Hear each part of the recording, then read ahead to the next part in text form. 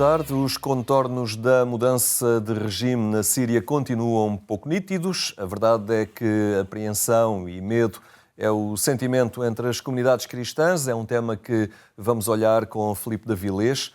É já a seguir, após os temas da atualidade religiosa e da rubrica de Dom Manuel Clemente sobre a história da celebração dos jubileus.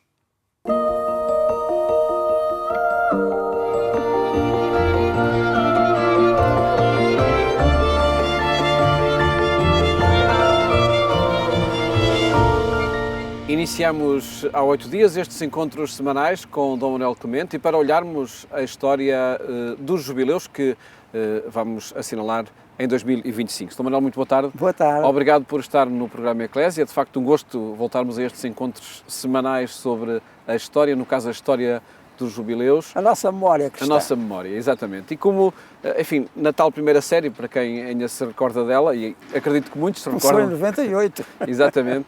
Nós íamos percorrendo diferentes espaços para fazer as gravações. Desta vez estamos no Seminário dos Olivais, nos Jardins. Nós também fizemos muito. Muitas aqui, em diferentes recantos deste seminário. Agora olhamos a história dos jubileus, então desde logo esse primeiro jubileu de 1300.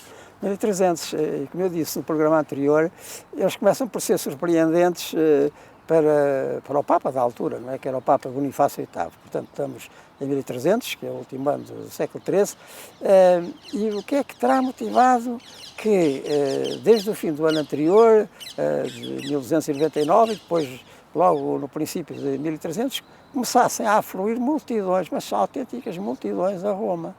E então, o que é que eles pediam? Olha, pediam aquilo que acaba por ser o elemento central dos jubileus, que é a indulgência, ou seja, eles vêm pedir a purificação total da sua alma, porque sentiam de maneira muito forte a iminência do fim. É uma coisa impressionante. Claro, nós vivemos no século XXI, onde também não faltam guerras e iminências de fim para muita gente, por outras causas, mas naquela altura havia, um pouco pela Europa fora, estes sentimentos de que o mundo, digamos, aquele mundo que eles conheciam, já tinha dado tudo o que tinha a dar. E iria uma outra idade do mundo, talvez mais movida pelo Espírito Santo, havia algumas profecias, digamos assim, nesse sentido, ou então seria mesmo o fim do mundo.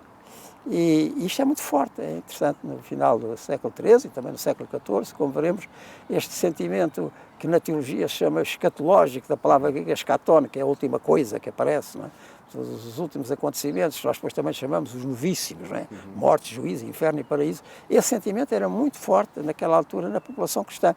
E um sentimento popular, até porque a esmagadora maioria da população não lia livros, era analfabeta, não é? Mas isto andava um pouco por todo o lado, e quando nós vemos mesmo alguns monumentos dessa altura, até antes, por exemplo, em igrejas românicas, vemos aqueles capitéis, às vezes vemos ali figuras que a gente não percebe bem o que é que são aquelas carantonhas, é muito já, enfim, a previsão de combates espirituais mais do outro mundo do que deste, não é? E isso era muito sentido, e talvez tenha sido esse sentimento, um pouco por todo o lado, que tenha levado multidões a Roma quando estavam a mudar de século, mas até jogavam eles de vida, do mundo, não é? Haveria aí muito disso, havia mesmo. Sobretudo em contexto europeu. Expressavam, sim, sobretudo europeu, expressavam esse sentimento com muita força. E começam a fluir a Roma. E o Papa da altura, como eu disse, o Papa Bonifácio VIII, que aliás era um homem muito prático e pouco dado a misticismos, muito pouco. O Papa Bonifácio VIII disse: o que é que eu faço a esta gente toda?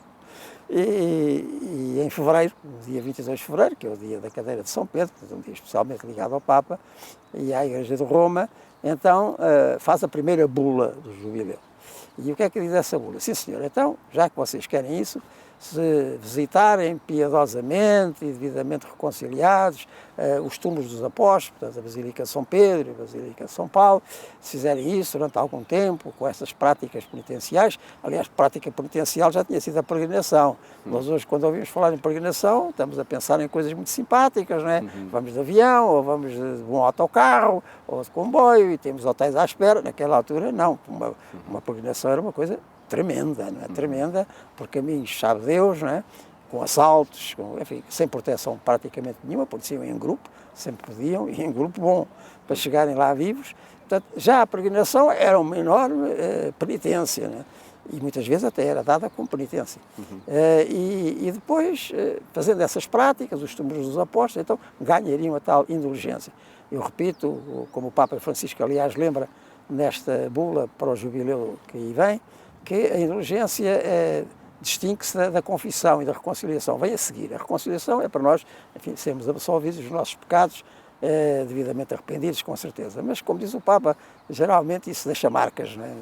E então a indulgência vai para aí, para apagar, enfim, tudo isso, todas essas sombras que cá tenham ficado, e isso será a indulgência. E indulgência que também, como nós sabemos, na prática cristã, e especialmente católica, se aplica aos nossos defuntos. É por isso que nós mandamos rezar missas por alma, como dizemos, para que também a sua purificação, é a mesma coisa que purgatório, seja total. E esse é o primeiro jubileu. Portanto, é muito interessante notar isso, que não foi, repito, um planeamento, um programa, nada disso, mas foi uma surpresa para o Papa Bonifácio e para os seus colaboradores. E havia alguns que diziam, pois, porque já foi assim, quando foi a outra passagem de século, portanto, do século XII para o século XIII, e agora também queremos que seja passagem do século XIII para o século XIV. Eles não faziam estas contas, mas sabiam que eram 100 anos. E isso parece que sim, até havia uma tradição que apareceu um ancião lá do norte de Itália, que dizia que tinha vindo em criança e ainda se lembrava. Nunca nada ficou documentado. Documentações. Nunca ficou documentado. Mas então o Papa Bonifácio, nessa bula de fevereiro do ano de 1300, então diz isso mesmo. Sim, senhor. Então quem fizer estas visitas aos apóstolos, devidamente arrependido e com esse espírito de penitência, então leva a indulgência para tudo aquilo que lá ainda haja nas suas almas de sombra e de resquício, enfim, leva à indulgência. E assim começa a série dos jubileus. Curiosamente, era para ser então de 100 a 100 anos, que eles diziam que tinha sido assim 100 anos antes, mas rapidamente vai passar para 50 anos e rapidamente ainda se encurtará mais, porque naquela altura a esperança de vida não é o que é hoje, não é? E por isso chegar aos 100 anos é uma coisa raríssima. Hoje, felizmente, não, cada vez há mais, ainda bem, mas naquela altura não era assim, portanto diziam 100 a 100 anos, então vamos lá encurtar isso. E o segundo jubileu, como nós veremos a seguir, já é em 1350, portanto já não é em 1400. Logo com essa marca da indulgência que caracteriza os jubileus desde a primeira hora, então. Desde a primeira hora, porque era exatamente isso que eles pediam. Como vinha aí o fim do mundo, muitos deles sentiam que aquilo estava para acabar, e realmente para muitos se acabava. Então o que eles queriam era estar completamente em ordem na sua vida e no seu coração, em relação a Deus, em relação a tudo, para irem logo para o céu e não haver mais problemas. E era essa a pressão que eles faziam, e o Papa Bonifácio está bem, então vão lá aos túmulos dos apóstolos, façam essas práticas penitenciais, visitem as basílicas, e já a peregrinação foi o que foi, então, sim senhor, então levam a indulgência. E foi assim. E veremos de hoje a 8 dias um jubileu seguinte, para também à luz da história destas celebrações compreendermos o jubileu que se assinala agora em 2025. Muito obrigado, Dom Manuel Clemente. Até de hoje a 8 dias, quando aqui voltarmos para olhar a história do jubileu, do segundo jubileu, 1350.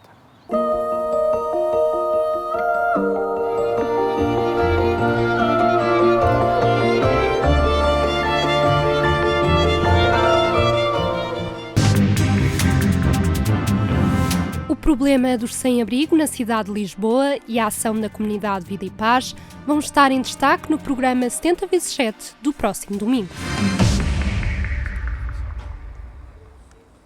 Dormem no chão, em entradas de prédios ou em estações de comboio.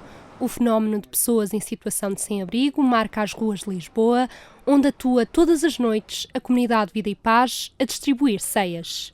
Nós, durante a noite, saímos da comunidade por volta das 8 da noite e depois o nosso principal objetivo é ir ter com as pessoas, onde damos a refeição da comunidade e tentamos sempre também falar um bocadinho com as pessoas que vamos encontrando. A entrega da refeição para a comunidade serve como um alibi para nós entrarmos em contacto e para conseguirmos aproximar-nos das pessoas que estão na rua, em situação de sem-abrigo, e também daquelas que, mesmo que tenham um teto, são efetivamente carenciadas. O mais difícil é ver as pessoas esquecidas da sua própria integridade humana, de estarem esquecidas elas e nós todos, que somos a sociedade, também nos esquecemos no dia-a-dia, nas nossas vidas normais, de que estas pessoas existem. Percebemos claramente que há mais famílias a passar necessidades, não é? Sobretudo pelo aumento do custo de vida, da inflação, também dos conflitos a nível das guerras que têm existido. Aliás, mesmo no decorrer, portanto, acho que ainda não recuperámos sequer da pandemia e de todas as consequências que derivaram da pandemia, e por isso é uma preocupação muito grande para a instituição conseguirmos perceber como é que vamos dar resposta, não é? Na verdade, não são só as famílias em situação de vulnerabilidade que aumentam as dificuldades, mas as próprias instituições. O trabalho da comunidade Vida e Paz é um tema que vai ser desenvolvido no programa 70x7 deste domingo, transmitido na RTP2 às 7h35. Pode acompanhar a atualidade religiosa no portal informativo da Igreja Católica em Portugal, agência.eclésia.pt. Agora olhamos a situação na Síria. Está connosco o jornalista Filipe Davilés. Boa tarde, Filipe. Obrigado por estar connosco. Assad caiu, abandonou o território e agora há ainda, digamos, podemos dizer, uma nebulosa acerca do futuro deste país. Os interesses nesta situação parecem começar a perceber-se, ou quem beneficia desta situação, eventualmente Israel ou a Turquia, mas quem está muito apreensivo são as comunidades cristãs que ali habitam. Sim, e com boas razões para isso.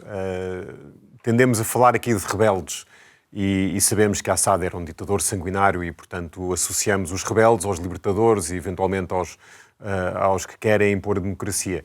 Não é claro que seja assim. Os rebeldes que neste momento estão na mão de cima, os que conseguiram, com o apoio da Turquia, avançar e de uma forma absolutamente estrondosa acabar com o regime num período de 5 dias, depois de 14 anos praticamente de guerra, são uma evolução, esperemos que uma evolução de um grupo que inicialmente estava ligado à Al-Qaeda. E, portanto, são claramente um grupo jihadista que tem feito um esforço nos últimos anos, e agora de forma muito mais clara nas últimas semanas, para fazer, por assim dizer, um rebranding, portanto, apresentarem-se como sendo mais moderados. Resta saber se isso foi de facto uma evolução ou se é uma forma de tentar garantir o apoio internacional para depois poderem consolidar o seu poder e imporem de facto uma agenda jihadista. Se for essa a intenção, se for isso que eles vão fazer, não podia haver pior notícia para a maioria das comunidades cristãs na Síria. Agora, ainda não o fizeram. Por enquanto, ainda há alguma esperança de que, de facto, tenha havido a realização ao longo dos últimos anos e sobretudo, se calhar, com pressão da comunidade internacional, para a necessidade de consolidarem um regime na Síria que respeite os direitos das minorias. Não estamos a falar só de cristãos, estamos a falar de drusos e estamos a falar de alauítas. Os alauítas estão numa situação particularmente complicada porque a família Assad era alauíta e, portanto, a espinha dorsal do regime de Assad era constituído por alauítas e outros fiéis à sua família. E, portanto, a possibilidade de haver agora vinganças sobre essas comunidades é grande. Neste momento, os sinais que estão a chegar da Síria são de alguma contenção, não total. Tem havido já alguns relatos de abusos sobre cristãos e outras comunidades em zonas à volta de Alepo, à volta de Homs, por exemplo, mas, no geral, até tem havido alguma contenção.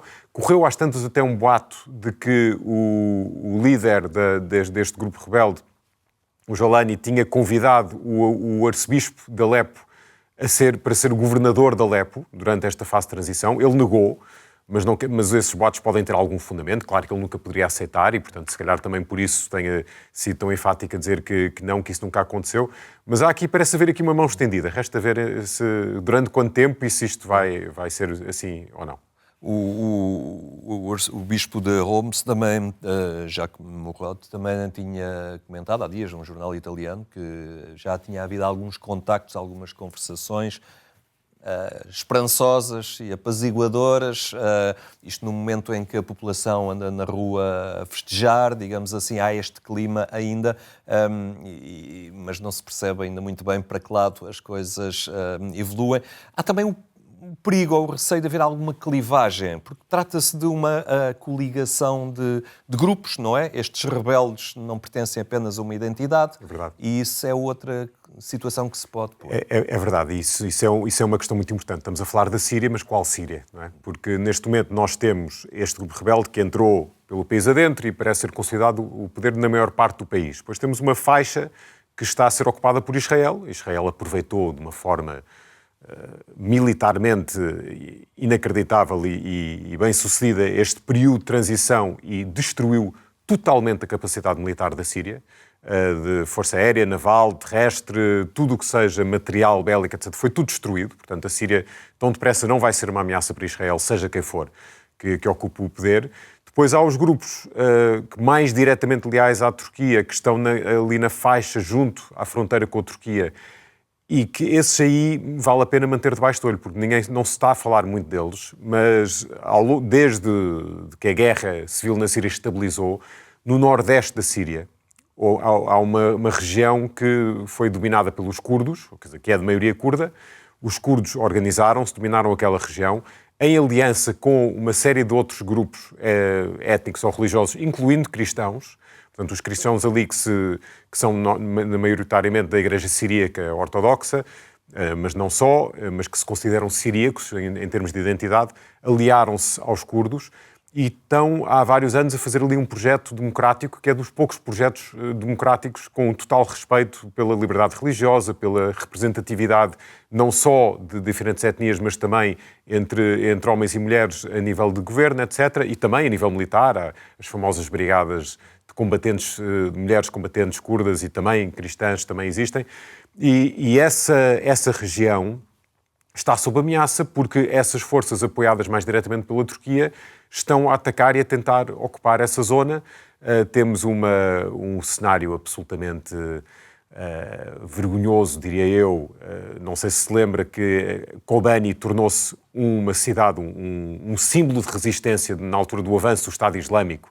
Chegaram a Kobani, que fica em cima da fronteira com a Turquia, e não conseguiram avançar por os curdos. Os curdos defenderam aquilo com unhas e dentes e conseguiram evitar que o Estado Islâmico ocupasse Kobani. E depois, mais tarde, acabaram por ser eles que no terreno acabaram com o Estado Islâmico enquanto ameaça no terreno, que isso foi um feito absolutamente heroico. E nessa altura os turcos ficaram do lado da fronteira a observar, não interferiram. E neste momento as forças apoiadas pelos turcos estão a tentar expulsar esses mesmos curdos e seus aliados de Kobani. Portanto, isto já deu uma grande volta. Mas vale a pena ter essa zona debaixo do olho porque estão-se a cometer ali atrocidades e eu temo o pior para as comunidades curdas e cristãs que vivem nessa zona. Se a instabilidade fizer parte do futuro deste país, ela alargar-se-á também a países vizinhos, no caso do Líbano, por exemplo, é natural. O Líbano tem muito a ganhar e muito a perder com isto. O Hezbollah, que domina o Líbano em termos militares, porque é mais forte que as próprias Forças Armadas do Líbano, neste momento ficou sem fontes de apoio. Era apoiado pela Síria,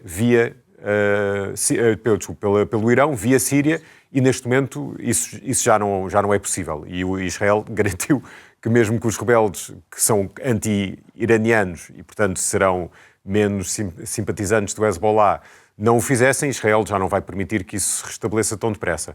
Agora, portanto, enfraquece o Hezbollah, o que pode ser uma coisa boa para a estabilidade no Líbano.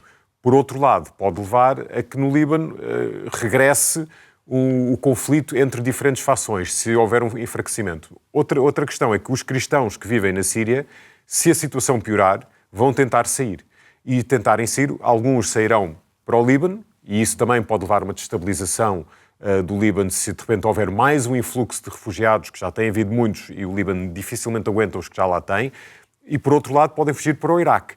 E aí, se eles fugirem para o Iraque, e mais grave do que isso, se o extremismo islâmico se consolidar na Síria e por isso se espalhar também para o Iraque, porque aquelas fronteiras são muito porosas, se o Estado Islâmico, que é inimigo deste grupo rebelde na Síria, mas continua a ser uma ameaça, ressurgir e também ganhar ali mais importância. Então toda aquela zona onde neste momento os cristãos no Iraque se refugiaram, que é o norte do Iraque, o Kurdistão iraquiano e a zona à volta de Mossul, a planície de Nínive, poderá ficar ameaçada, e isso aí é desastroso para as comunidades cristãs no Iraque e na Síria. Só nos segundos, o Papa no domingo vai estar em Ajaccio, na Córsega, a encerrar um congresso sobre a religiosidade no Mediterrâneo. Acaba por ser um tema caro. O Papa opta por ir à Córsega e não foi a Paris à inauguração de Notre-Dame, porque lhe parece que são temas estes verdadeiramente mais importantes, a questão do Mediterrâneo e da religiosidade ali daquela zona. É uma marca deste Papa, esta questão da religiosidade popular também, o evitar, se calhar, grandes acontecimentos. Ele já não foi a outras inaugurações em Estrasburgo, por exemplo. Quando ele esteve em Estrasburgo, fazia 1000 anos a Catedral de Estrasburgo, e ele não foi à Catedral, fez questão de dizer que ia só às instituições europeias. Portugal é um país privilegiado nesse sentido, porque ele veio, de facto, ao centenário de Fátima, já esteve em Portugal mais vezes. A relação dele com Portugal é uma exceção nesta relação que ele tem com o resto da Europa Ocidental. Sobre a Córsega, eu realçaria uma coisa que eu li agora há pouco tempo, de um jornalista italiano que está muito bem informado, trabalhou muitos anos no Vaticano, que diz que para termos atenção também esta amizade entre o Papa e o arcebispo, o cardeal arcebispo da Córsega, que é uma figura por quem ele já demonstrou muita estima, e que é um homem que tem pontos, quer por um lado mais liberal, quer por um lado mais progressista da Igreja, e que isto poderá também ser um sinal do Papa, isto é especulação, como é evidente, mas poderá ser também um sinal do Papa para que os outros cardeais ponham os olhos nesta figura, para os tempos que aí virão num futuro não muito longínquo. Portanto, é uma leitura possível também desta viagem. Fica essa leitura. Filipe, muito obrigado por esta partilha. Nós ficamos por aqui. É tudo por hoje. Obrigado pela sua atenção. Uma boa tarde e até amanhã, se Deus quiser.